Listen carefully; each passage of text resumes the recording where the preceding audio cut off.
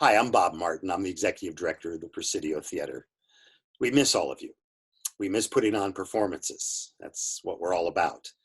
But in the meantime, we thought that we would reach out to artists and other folks about what they've been feeling and what they've been going through during this period.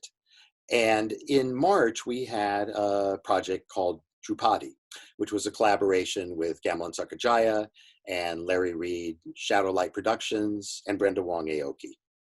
Brenda is a playwright, a performer, a storyteller, an amazing human being.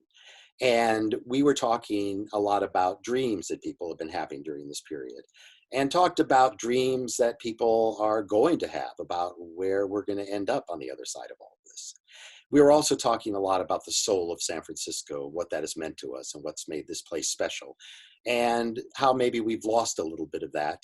And now maybe we have the opportunity to regain it as we go into what will be a very different world. But the Presidio Theatre wants to be a part of that world, and we want to reach out to artists right now to find out what they're thinking, what they're feeling. And we are so fortunate that the first person who's going to join us in our Dreams from the Presidio Theatre is Brenda Wong Aoki. Hi, Brenda. Hi, Bob. How are you? Fine. Tell me a dream. Tell me something that's been going on for you during this time. Okay.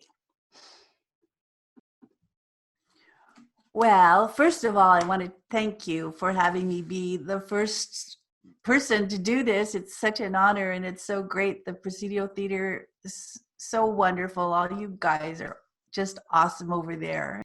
So I want to tell you that I have not been out of our flat here since a week before the lockdown, because my husband, Mark, and I were stalked when we were walking in Golden Gate Park for 2.5 miles, and it freaked me out so much. There's a man chasing us saying, virus, you, coronavirus. And it just freaked me out, so I haven't been out of the place, our little apartment. So the dream I had was that the doorbell rings and I have to go down and get our groceries, because we've been getting our groceries delivered. So we have this little flat here in San Francisco, and in the dream, the stairs are really, really long. It's like this tunnel wrapped around in plastic, and it's way, way, way down there. And I see the door opening, and I'm thinking that's really rude because I didn't open the door and these people are just coming in. And this Japanese woman marches in with this box of groceries with her son.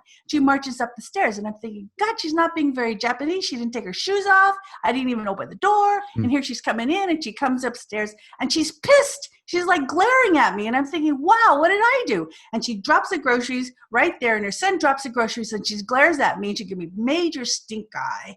And then she starts going back down the stairs. So I'm thinking, whoa, why is she so mad at me? Is it because she's full blood? There's a big deal with Japanese about being full blood, or, and since I'm multiracial, maybe she could figure it out. And I think, no, it's because I'm part Chinese. And now everybody hates Asians because nobody can tell us apart.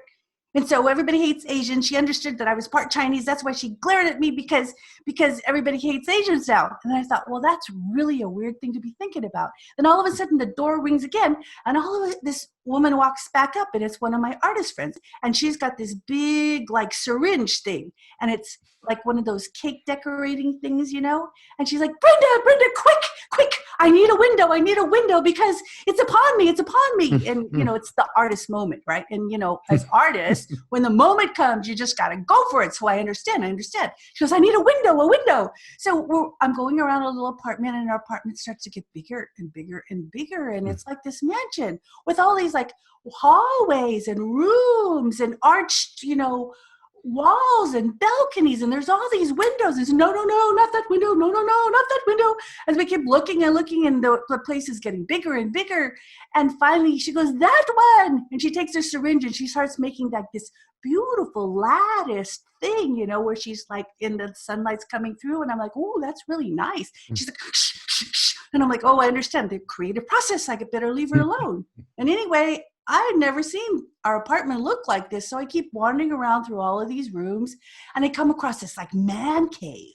And it's like this huge room with like these great big leather couches and like, like workout stuff and a track and this gigantic screen, and all those gizmos that guys like, where you click on stuff and watch games and click on stuff and watch lots of movies at the same time. And I'm like, wow, I didn't know Mark had a room like that. That's my husband.